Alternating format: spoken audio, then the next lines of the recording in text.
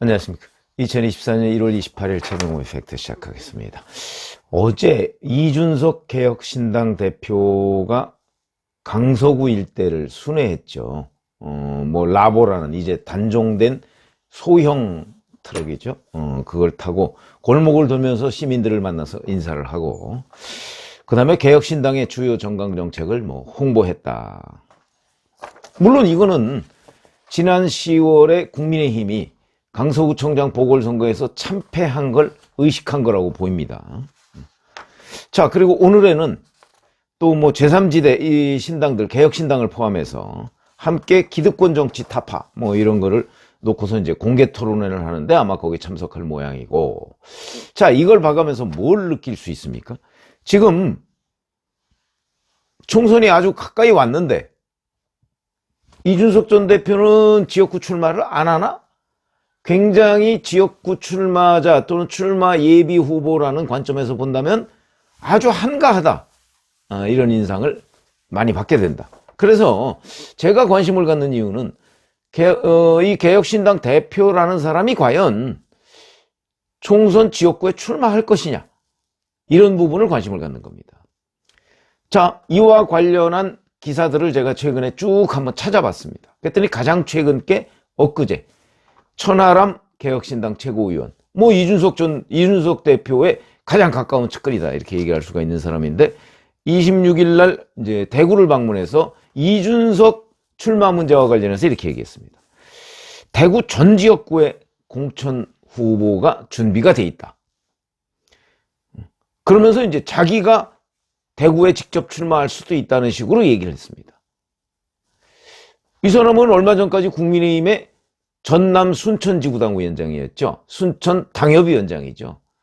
원래 대구 출신입니다. 그러니까 자기도 출마할 수 있고 개혁신당은 대구의 모든 출마자를 다 준비해놨다. 그런데 이준석 대표 출마 얘기는 뺐습니다. 얘기를 안 했습니다. 이거는 누군가가 그런 질문을 했어야 되는 것 아닌가, 이런 생각이 들기는 하는데, 그 다음에 바로 그날이죠. 이준석 대표가 김호일 대한노인회장하고 토론을 한 적이 있습니다. 여기서 경마장역에서 노인들이 많이 내린다, 이 발언이 과연 적절하냐, 이걸 가지고 이제 논란이 있었는데, 어찌됐든 간에 이 자리에서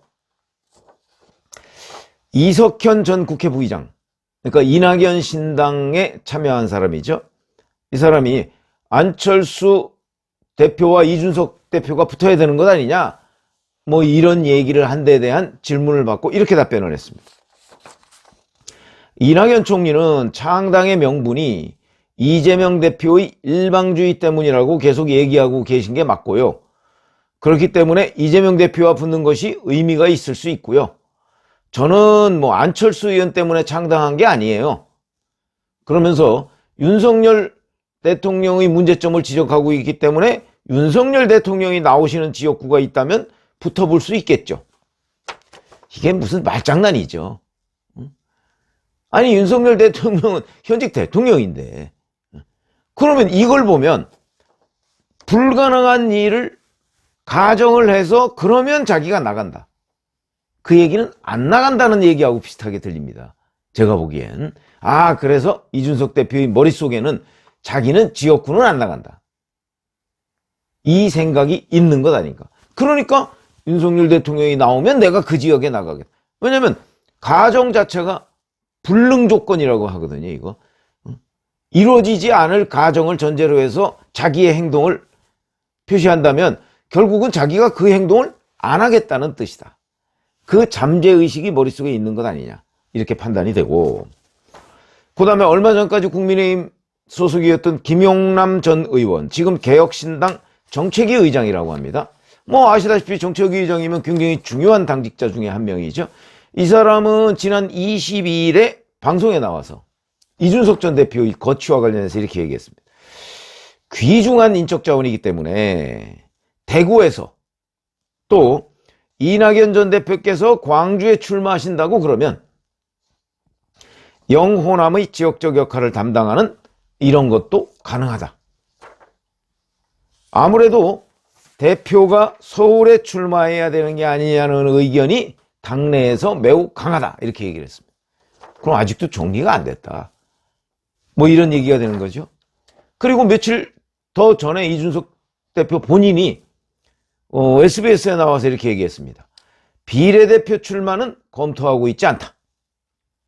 출마지에 대해서는 전략적으로 검토하고 있다. 지금 시점에선 서울 노원구 상계동이 정서적으로 가장 닿아 있어 출마 검토지 중의 하나다. 이렇게 얘기를 했습니다. 상계동은 본인이 얘기했던 노원병입니다. 근데 노원구는 지금 가불병 있는데 이게 뭐 두 개로 합쳐지는 문제가 지금 이제 논의 중입니다. 뭐 그러나 여하튼 어찌됐든 간에 본인이 출마할 생각이 있으면 그 지역에 가서 활동을 해야지 지금 강서구 돌아다닐 때가 제가 보기엔 아닌 것으로 보이는데 뭐 그렇게 대단한 전국적 셀럽이라고 자기 지역구 정하지도 않고 나는 그냥 며칠 전에 가서 찍어주세요 그러면 다 찍어줄 거야.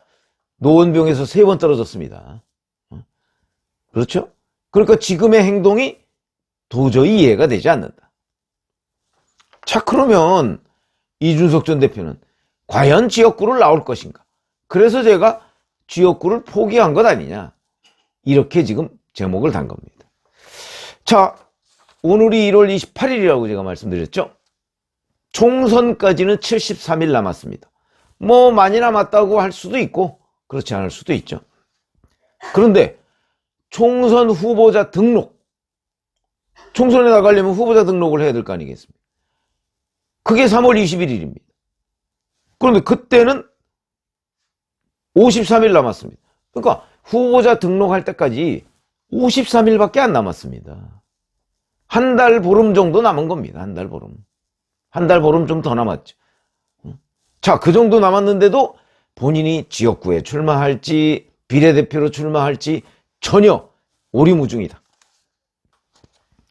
그동안 본인이 얘기한 지역구 출마 후보지를 보면 뭐 서울, 대구, 뭐 험지, 그냥 험지라는 지역구가 있는 게 아니니까 그냥 뭐 어디든지 뭐 이런 뜻이겠죠? 좀 어려운데 뭐 이런 뜻이겠죠?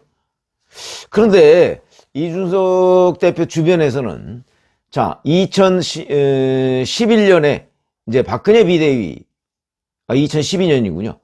박근혜 비대위로 나왔기 때문에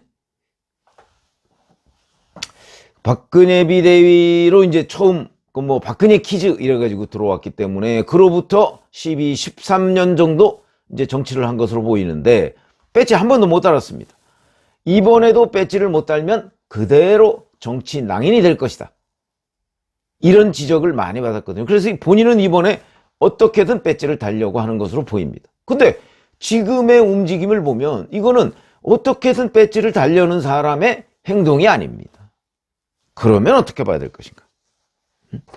이렇게 시간을 보내다가 결국 비례대표로 가는 것 아니냐. 저는 그 판단이 맞을 가능성이 제일 높다.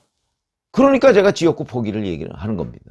왜냐면 지금 지역구를 나가겠다고 하면 우선 지역구를 정해야 되겠죠? 자기가 노원병에서 3번씩이나 떨어진 지역에서 자, 다시 출마한다고 거기 누가 뭐 이번은 4번째니까 뭐 3전4기로 찍어주자. 그런 분위기 없습니다. 더군다나 이번에 뭐 지하철 65세 이상 무임승차 폐지 뭐 이런 얘기 했다가 김홍일 대한노인회장하고 토론까지 벌이는 일이 있었지 않습니까? 그러면 노인표는 거의 포기했다는 얘기가 되는 거고 이런 식으로 하면 결국은 청년층 그 중에서도 이대남이라고 하는 20대 30대 남성만을 겨냥한 정책을 펴고 있는데 이거는 지역구에서 출마하겠다는 정치인의 자세가 아니거든요.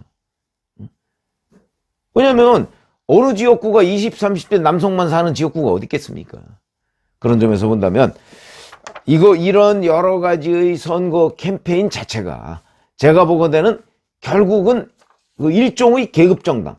그러니까 20, 30대 남성을 대변하는 그 정당, 이걸 표방하고 있다는 얘기는 결국 비례대표를 노리고 있다는 얘기밖에 안 되는 것 아닌가.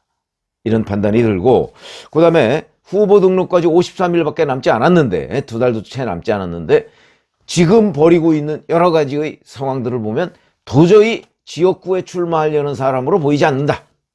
그래서 뭐 앞으로 두고 봐야 되겠습니다만은 제가 보기에는 이렇게 하다가 결국 전국구 비례대표로 출마하는 것 아니냐. 그래서 제가 지역구를 포기했나라고 제목을 달았는데 함께 한번 진전 과정을 보시죠. 고맙습니다.